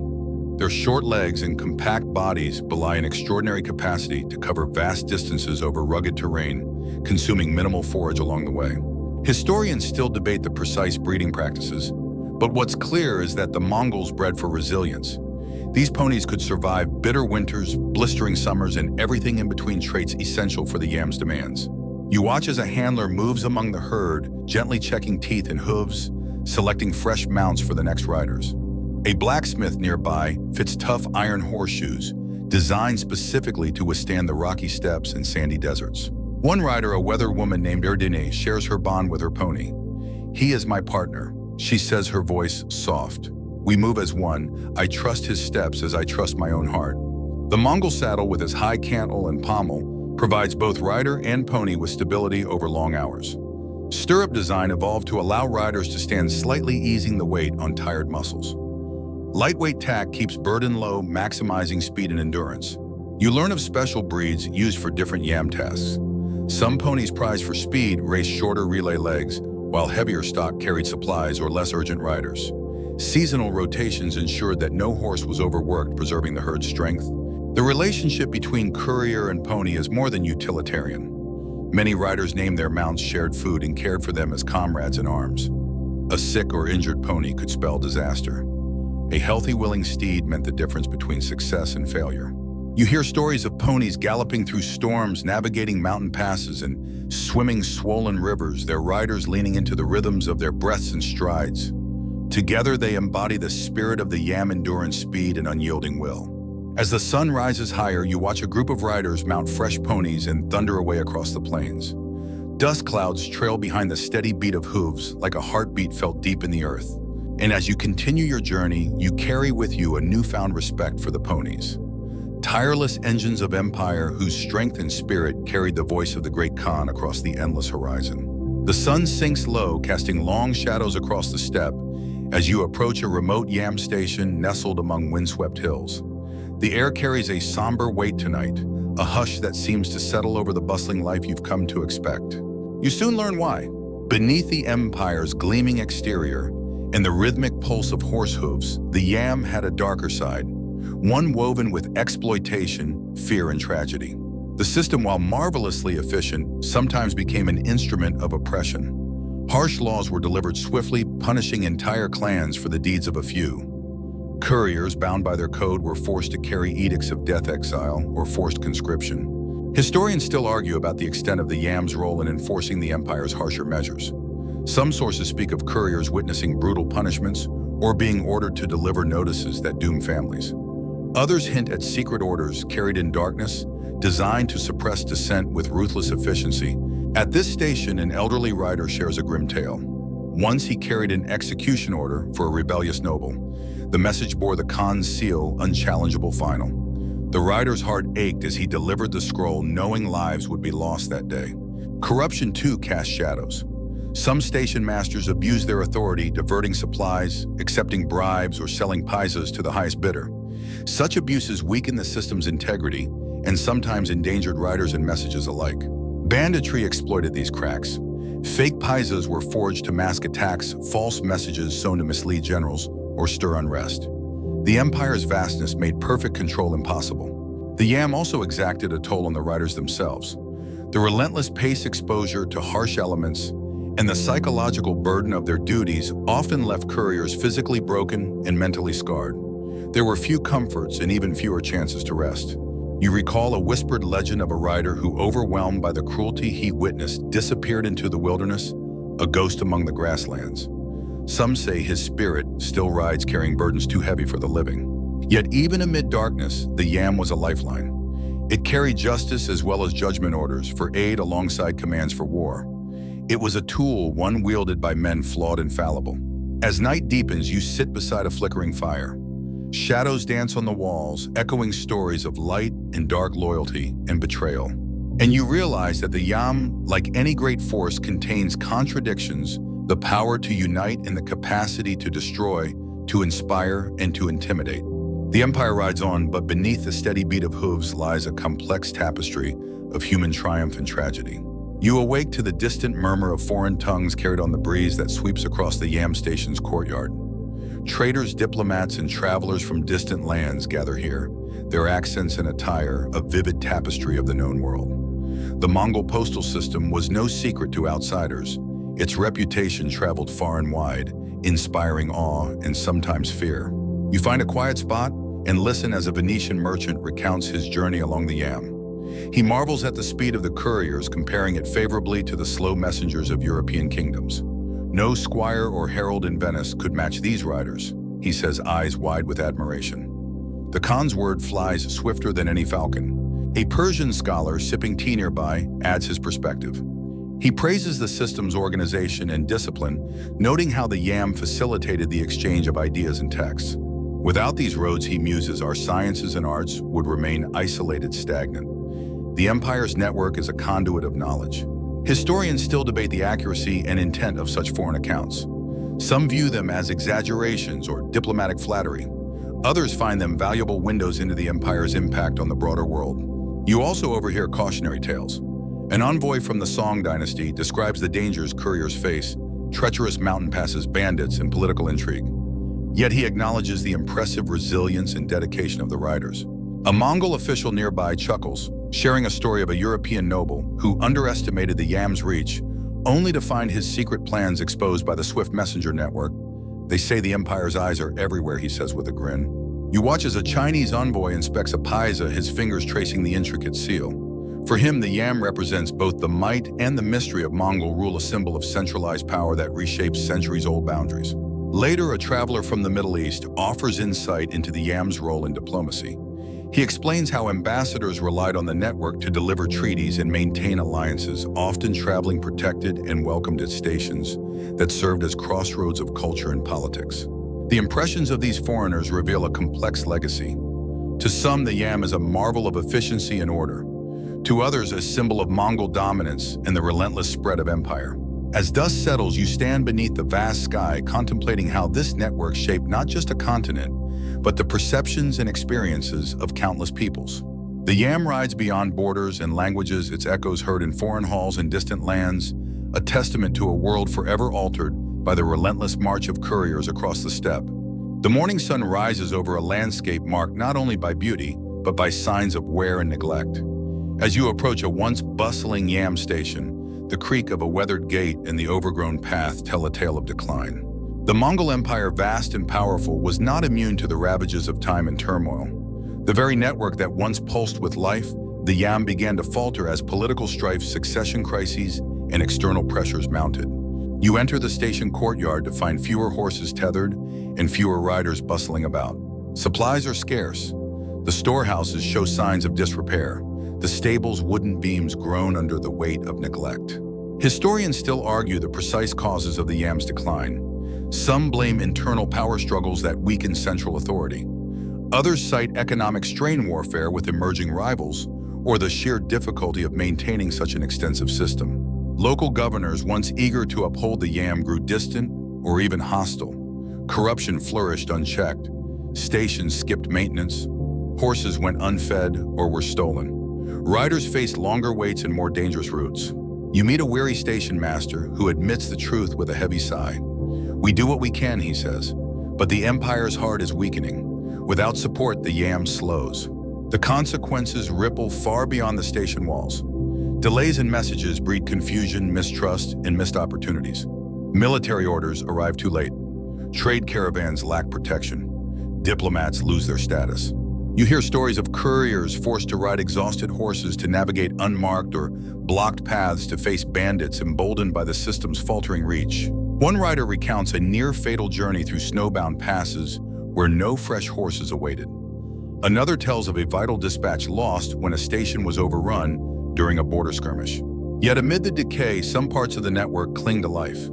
Veteran couriers and loyal station keepers strive to keep the system alive, patching routes and sharing scarce resources. You stand before a faded map on a crumbling wall, once vibrant with route lines, now barely visible. It symbolizes the fading glory of an empire that, like the Yam itself, is vulnerable to the passage of time. As dusk falls, you reflect on the fragility of even the mightiest systems. The Yam was not just a network of horses and messages, but a symbol of connection and power, one that, when weakened, signals an empire's shifting fate. And as you depart, the steady beat of hooves grows faint, the pulse slowing but never quite ceasing, a whisper of what once was and what might yet be revived. The sun filters softly through the leaves as you step into a quiet museum tucked away in a distant city, a place where history whispers through artifacts and faded documents. Here, the legacy of the Mongol Yam system unfolds, stretching across centuries and continents. You study a collection of ancient paisas, metal tablets that once granted couriers power and passage. Nearby, a weathered map displays the routes once traversed by riders racing against time. These relics tell a story not only of empire, but of innovation, resilience, and communication. Historians still debate the extent to which the Yam influenced later postal and communication systems. Some argue that its principles, relay stations, mounted couriers, centralized oversight, inspired networks in Persia, Russia, and even medieval Europe. Others see the Yam as a unique product of Mongol culture, shaped by nomadic necessities. Yet echoes of the Yam ripple through time. The idea of rapid message relay on horseback found new life in the Russian Yam system, named directly after its Mongol predecessor. Across Eurasia, stages and couriers would form the backbone of imperial communication for centuries to come. In the age of empires, postal riders, whether on European roads or Asian plains, bore the same relentless duty, carrying the words of rulers connecting distant provinces and shaping the flow of history. You encounter accounts of explorers and diplomats who marveled at the Yam's efficiency, praising the system that allowed news to travel faster than armies or caravans. Their writings preserve the Mongols' legacy, inspiring future innovations. Modern postal and communication services, with their complex logistics and relay methods, owe a quiet debt to these ancient riders.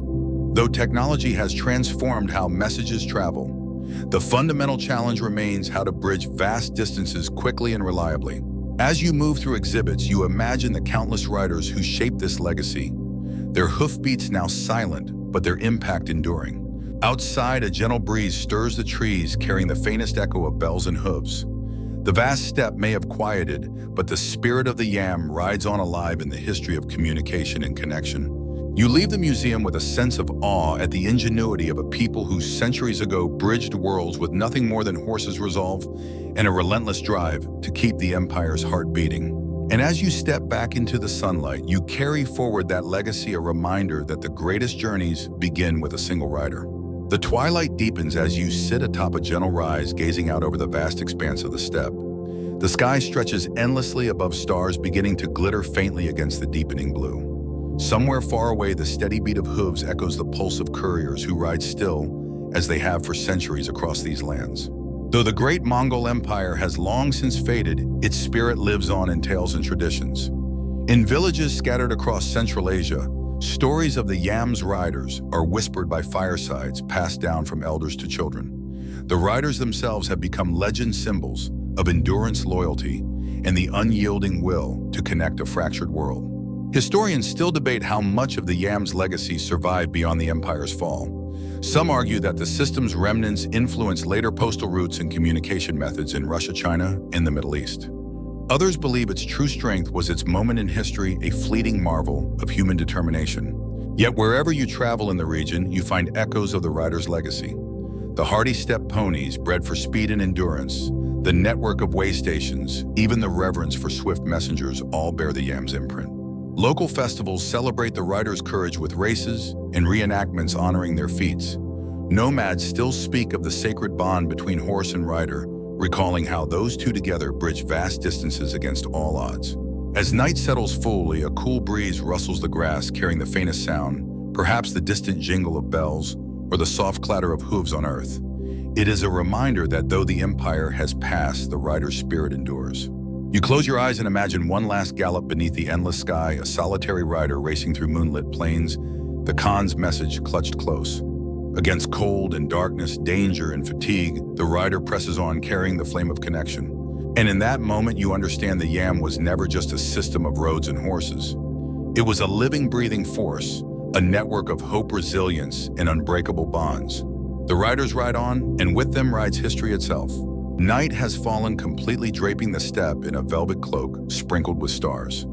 The air is cool, the silence broken only by the distant call of an owl and the gentle rustle of grass in the breeze. You lie back against a warm rock, eyes tracing the constellations as your thoughts drift. From somewhere far beyond the horizon, a solitary sound grows, the rhythmic pounding of hooves, steady and sure, cutting through the stillness like a heartbeat. A rider emerges, cloaked against the chill, his pony's breath visible in the moonlight. This is the final courier of the night, carrying a message as vital as any. You watch as he rides beneath a shimmering canopy, the glow of his lantern flickering with each stride. His journey is long and arduous, through darkness, over hills, across rivers. Yet he rides on undeterred, bound by duty and the ancient code that has guided couriers for generations. Historians still debate the exact details of these midnight rides. Were they reserved for the most urgent messages? Did riders carry extra protections against thieves or wild beasts? Whatever the truth, the image remains powerful. A lone messenger racing beneath the stars, the empire's lifeline flickering in his hands. As he crosses a narrow bridge, the light from his lantern dances on the water below. Somewhere in the distance, a bell tolls softly, signaling his arrival at the next station. There, fresh horses await, and another rider will soon take up the mantle, ensuring the message continues its relentless journey. You close your eyes, letting the steady rhythm of hooves lull you into calm. The steppe seems alive with whispers, stories of courage, sacrifice, and connection woven into the very fabric of the land. This final ride under starlight is more than a journey. It is a testament to human will, to the power of communication, to an empire that, for a time, bridged the vastness of the world through the tireless legs of its riders. As sleep embraces you, the sound of hooves fades into the night, carrying the last message for now. But the ride, as always, will continue come dawn. Now the steppe quiets, the stars glow softly, and the endless sky stretches above you, vast, mysterious, and calm. You breathe in the cool night air, letting the memories of riders and messages settle gently around you. The Mongol Empire's postal system was more than a network. It was a living thread weaving together distant lands and peoples, a testament to determination and trust. Through harsh storms, scorching deserts, and frozen rivers, the riders endured, bound by duty, honor, and the unyielding will to connect. Tonight we traced their paths, felt their hardships, and glimpsed their triumphs. We heard the song of bells, the thunder of hooves, and the whispers of secrets carried across continents. We walked alongside them, sharing in their courage and resilience. As you drift deeper into sleep, let the steady rhythm of their ride soothe you. Imagine the vast horizons, the flickering lanterns, the silent messages moving like wind across the plains. Know that somewhere always the spirit of connection endures. Rest now, gentle traveler. Tomorrow brings new journeys and new stories. But for now, close your eyes and let the night carry you, as the riders once carried the voice of an empire safely, steadily, endlessly.